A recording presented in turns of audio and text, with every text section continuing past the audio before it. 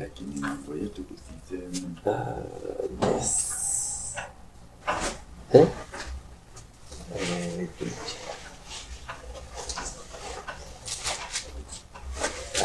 This one.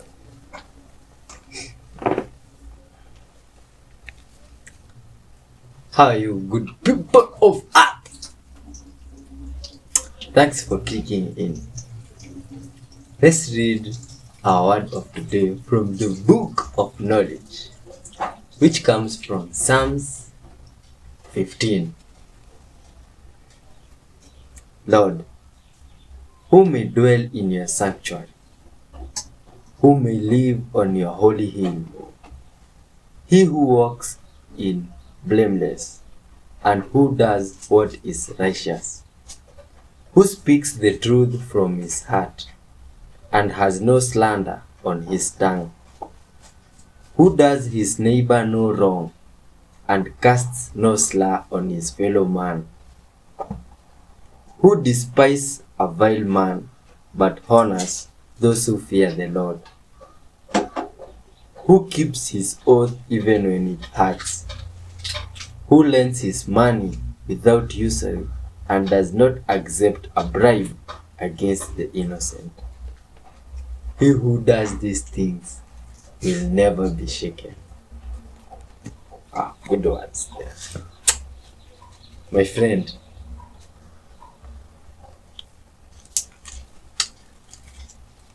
thank you for the fruit. Today is a good vibes day, full of love and interesting videos, which we shall be reacting together. I'd like to know your name because myself, I'm widely on 1H. Let's take a look at these videos and leave your comments, please.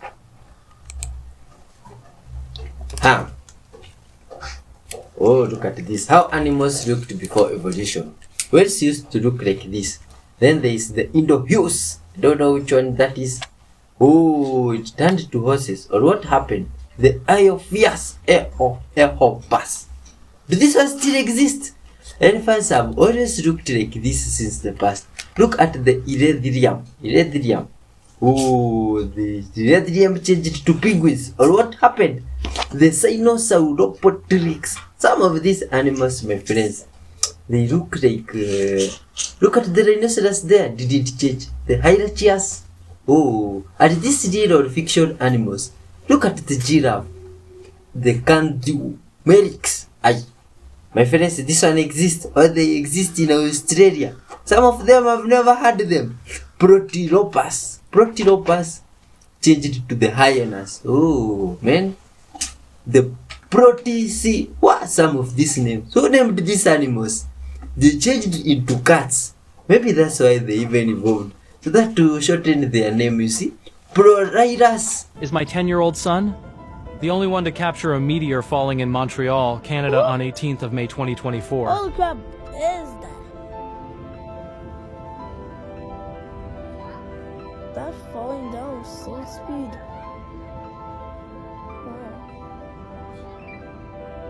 Wow. Whoa! If you take Close Encounters of the Third Kind, that was made in 1977 by none other than Steven Spielberg. Steven Spielberg has features the creatures and all that stuff. So all those reports, including Richard Dreyfuss's face being burned, came directly out of Project Blue Book files, the Air Force's own files. Steven Spielberg had cameo appearance of Dr. J. Allen Hynek, who investigated UFO reports in an official capacity for the United States Air Force. And those Close Encounters of the Third Kind that we talked about earlier, that's when the witnesses, claim to see occupants, beings associated with the craft. Those depictions from the witnesses were taken out of the files and right into the movie Close Encounters of the Third Kind. And there you go. So they got all that information, flight characteristics, what the UFOs look like, what the beings look like out of Project Blue Book files. It's absurd.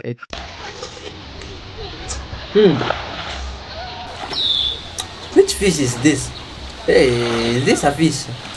Why does it look like it have hands? Oh my god. But it's an evolution of fish.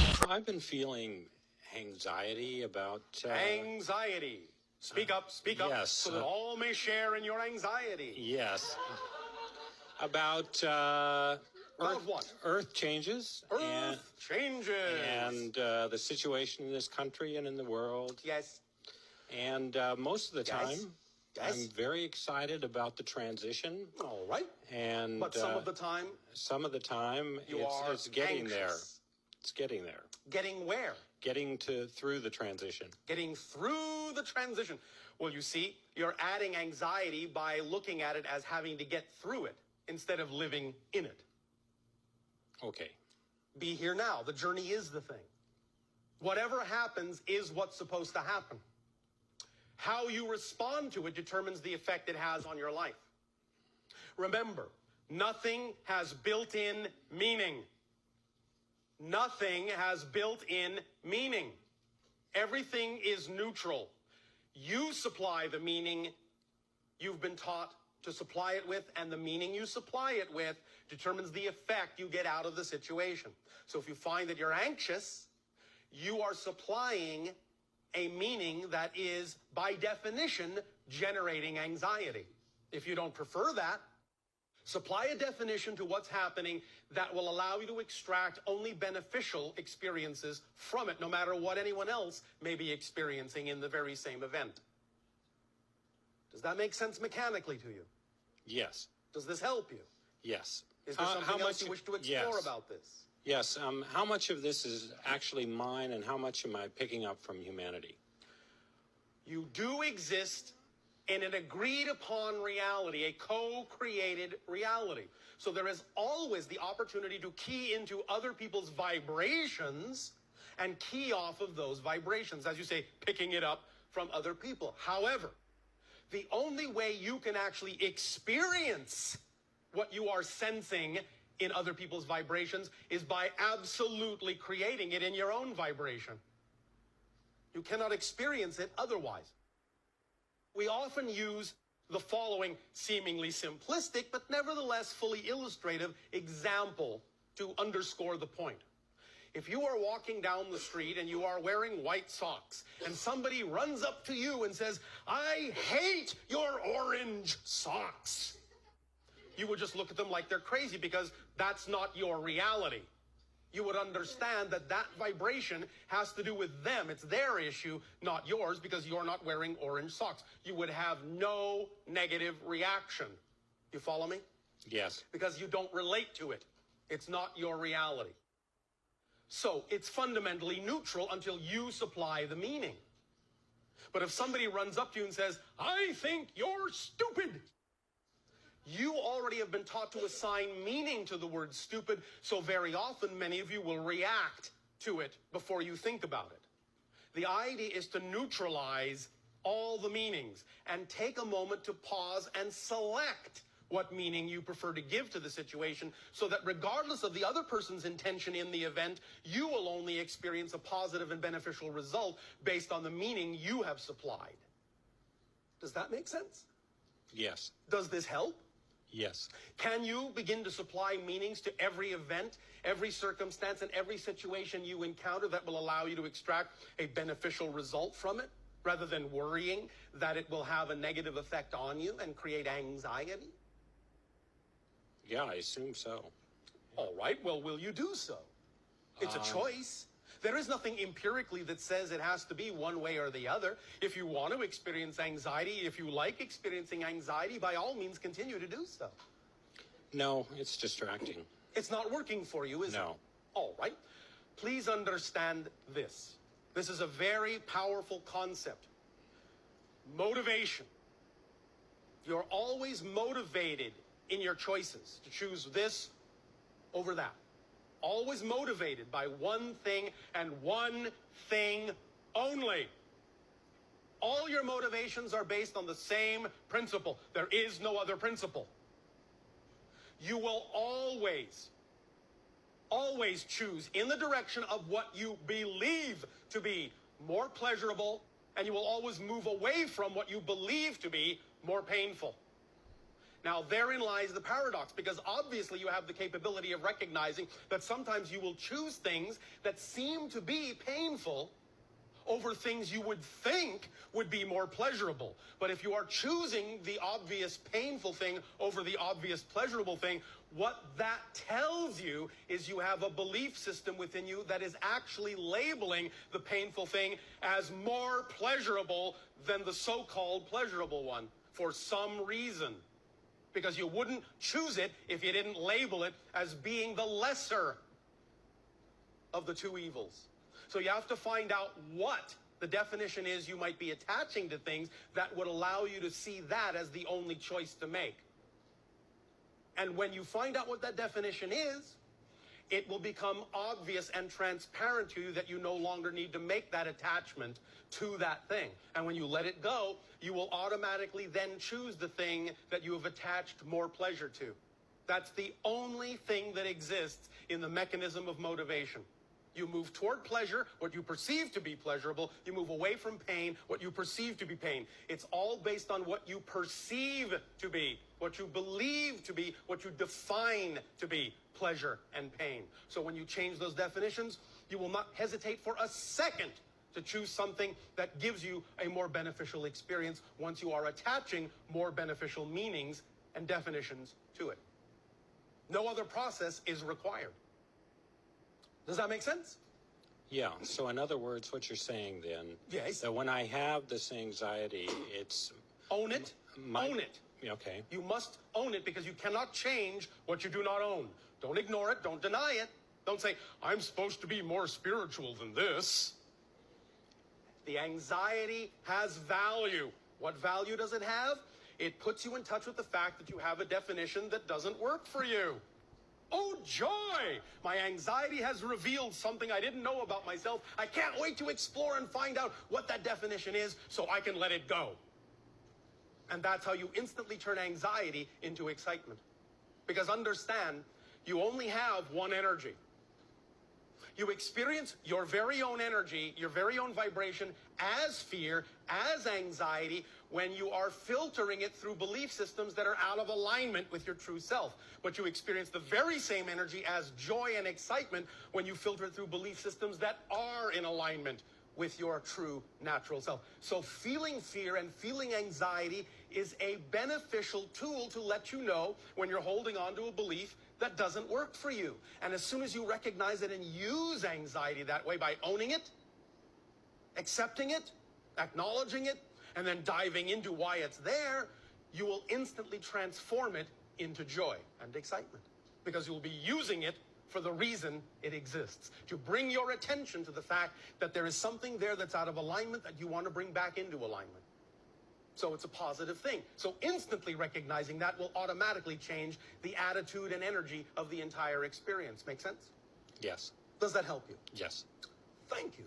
They've been hiding this alien exchange program from you. In the 1960s, the U.S. government engaged in a top-secret program with extraterrestrials from a planet called Serpo in the Zeta Reticuli star system. Here is what happened. After the famous Roswell crash in 1947, a surviving alien named EBE-1 began communicating with the U.S. military. After months of back and forth, EBE-1 arranged for a human-alien exchange program. Then in 1965, 12 American soldiers left in an alien spacecraft to Serpo. The journey took 10 months, and the team stayed on Serpo for 13 years. They learned about the aliens' technology, culture, and way of life. Here's some of the details. The Serpo inhabitants were benevolent and had humanoid figures, but with differences such as large eyes and access to telepathy. Out of the 12, only 8 of the members returned to Earth, and they brought back vast amounts of knowledge. 2 of the members passed away on Serpo, and imagine this,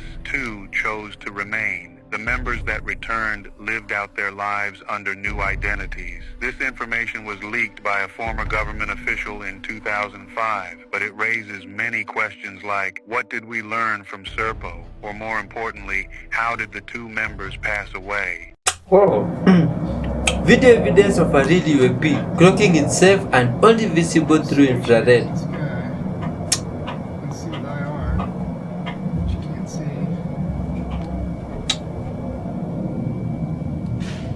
Daylight cam.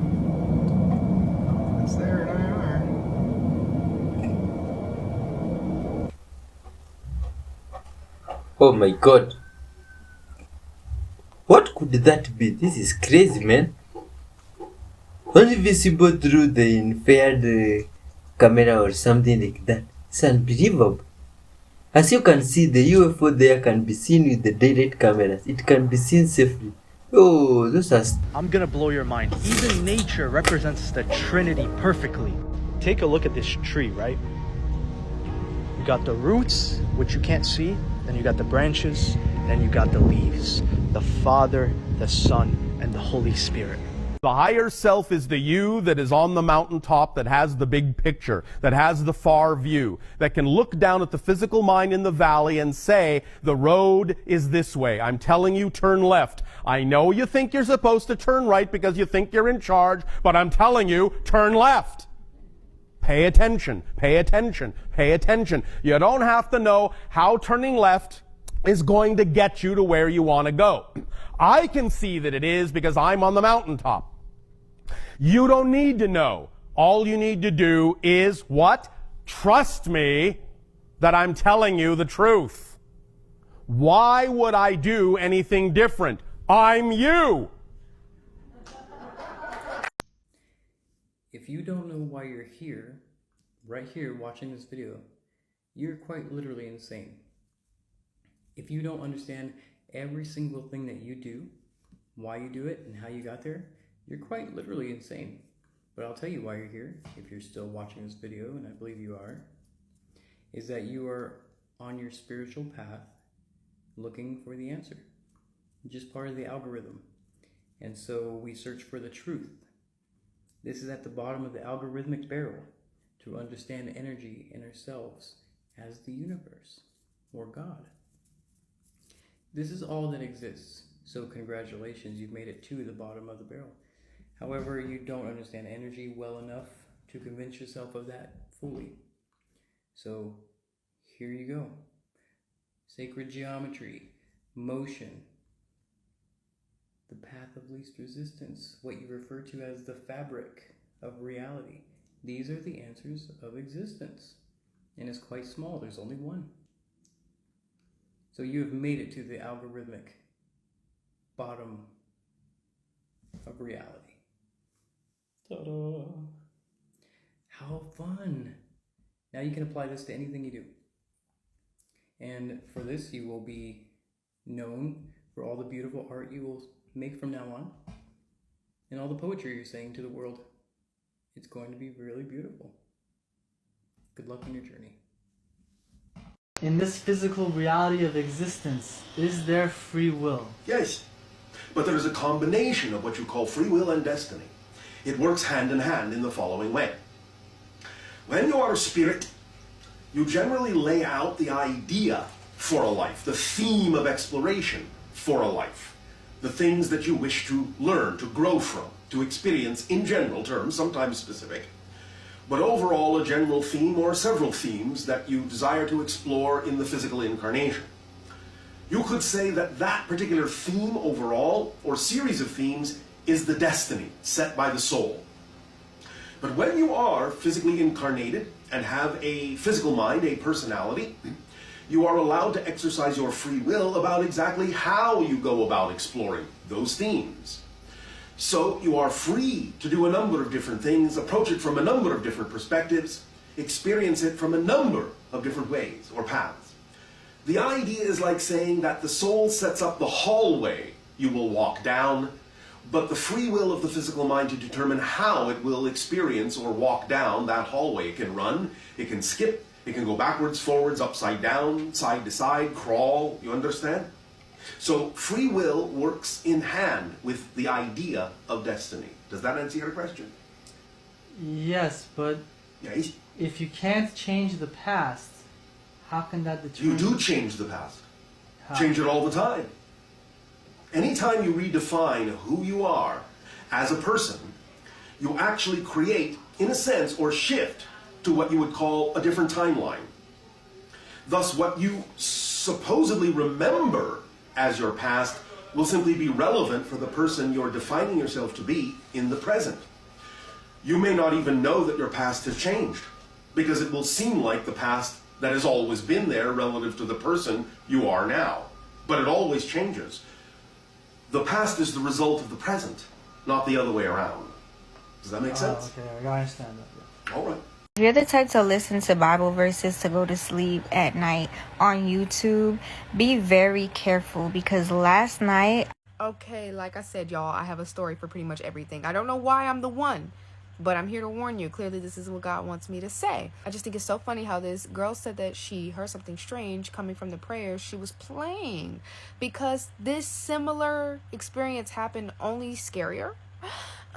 Because I think this was some years ago. I think I was battling spiritual warfare really badly, and I contacted one of my beloved, like, close family members who I always would like to call for different prayers and interceding and all those things, and they're a minister as well.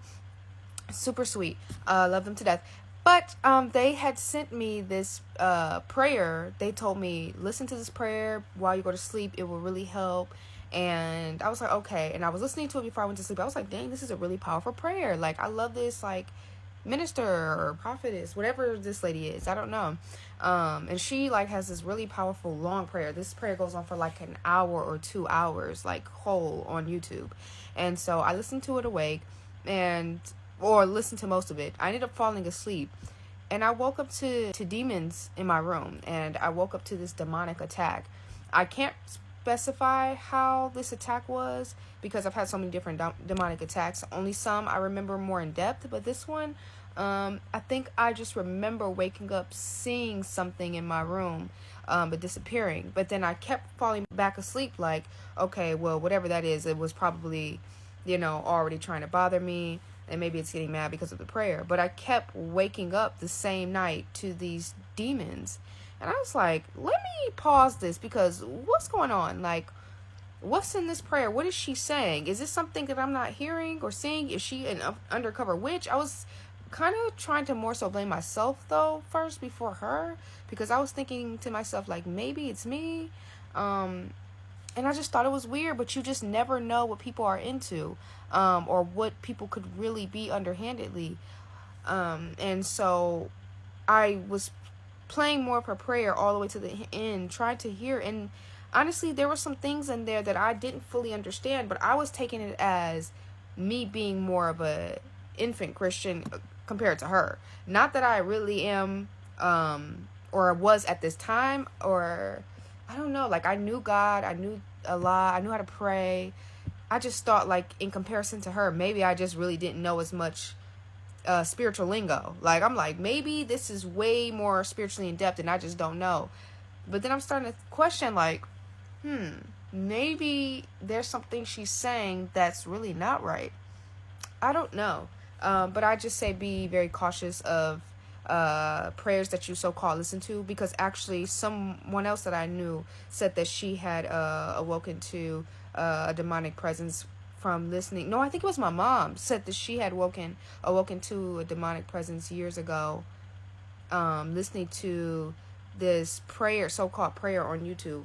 I don't know what these people be putting in this stuff, but there's some false prophets out there. There are some undercover witches in the church, trust me. There's some undercover demonic things going on. So this is in correlation to what I said about ASMR. Be careful what you play, listen to, because you never know what could be being opened up to you, what door could be opened spiritually and into your home, and can invite these demonic spirits. And it could seem innocent, or as it says in the Word of God, the devil will come as an angel of light, and it really is him in disguise. Be very cautious, because that was one of the strangest things ever, and I still haven't really gotten to the bottom of that one. But I said I would never play anything else like that ever again. Honestly, I don't like to play anything when I go to sleep anymore. I really just am so tired of finding out the hard way. Watch this video before it's removed from the internet. Here is our prediction of what today's science and technology will do for tomorrow's person. Greetings, 20th century people. I'm wearing part of the gear of the future. Well, it may look like today's, but it's not what it seems.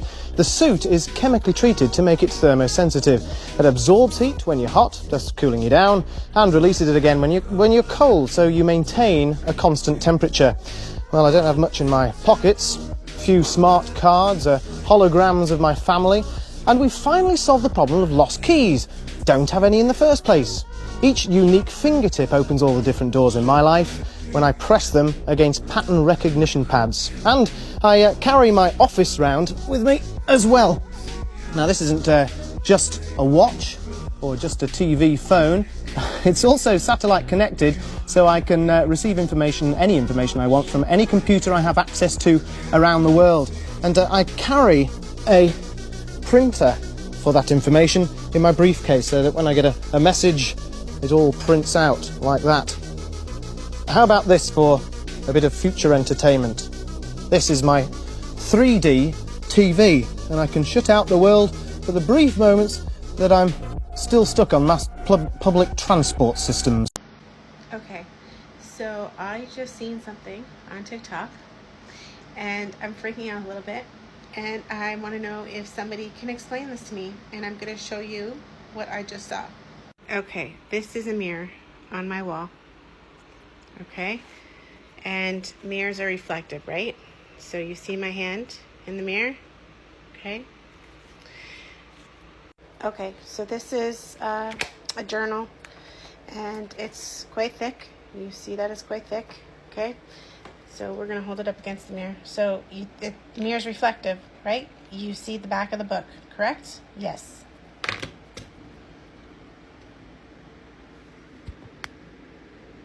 How does the mirror know that my finger's moving?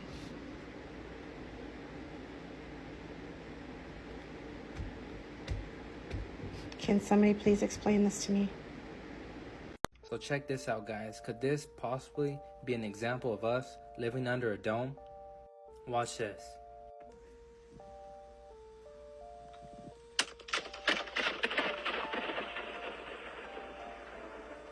Now come on, guys, that sounded exactly like thunder. I'm guessing this works because the sound that travels through the hollow dome, and the sound of thunder could possibly be bouncing off the firmament or dome, since inside this dome is hollow. And God said, let there be a vaulted dome in the midst of the waters, and let it cause a separation between the waters. This world we live in is surrounded by water, with the dome separating the waters from the waters. And the sun, the moon, and stars are within this firmament or dome.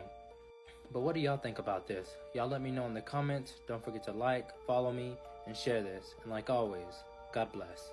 Yo, please leave your comments about this. You see? Crazy stuff. This is part 2. Like I mentioned, we have all been programmed to believe that there is no land at the North Pole. But by the end of this video, you're gonna realize not only is it home to the mountain of God, it's also home to paradise, the Garden of Eden, which includes a city full of angels that goes underground. So starting off, let me introduce you to Justin Trudeau. He is the Prime Minister of Canada, which in fact is very close to the North Pole. What I'm about to show you is an old clip of him in a room full of elites talking about a trip that he took with his dad to the North Pole. Get ready. Trip. I was going with my father and my grandpa Sinclair up to the North Pole. It's a very glamorous destination. I figured I was finally going to be let into the reason for the existence of this high security Arctic base. That was exactly right. We drove slowly through and past the buildings on a special top secret mission. And that's when I understood just how powerful and wonderful my father was. Now, do you think a bunch of ice sheets made him have that reaction? No. It's because he witnessed everything that I'm about to reveal to you. This was a letter written to the Queen Elizabeth I. She was the Queen of England in the 1500s. Let's read what it says here. In the midst of the 4 countries is a whirlpool, into which they empty these 4 indrawing seas which divide the North Pole. And the water rushes round and descends into the earth, just as if one were pouring it through a filter funnel. Sounds just like the maps that these explorers made in the 1500s. In the midst of the 4 countries, a whirlpool, and then 4 rivers coming out of it. Just like it says in the Bible. A river went out of Eden to water the garden, and from thence it was parted and became into 4 heads. Look, it says here, it passeth through the whole land of Ethiopia, which is Africa. So these rivers go around the whole world. Our oceans are giant rivers. The North Pole controls our tides, not the moon. And it's funny how after the 1500s, all the maps started looking like this. Unknown region. Even NASA satellites, look at those big black holes in the middle. Now, the big mountain in the middle, it is called the Rupus Nigra. Look here. This is straight off Wikipedia. Look what it says here. Rupus Nigra, it means black rock. It is a magnetic black rock mountain located at the North Pole. Except there, under the bright pole, there lies a bare rock in the midst of the sea. Its circumference is almost 33 French miles, and it is all of magnetic stone. Why do you think all the compasses point north?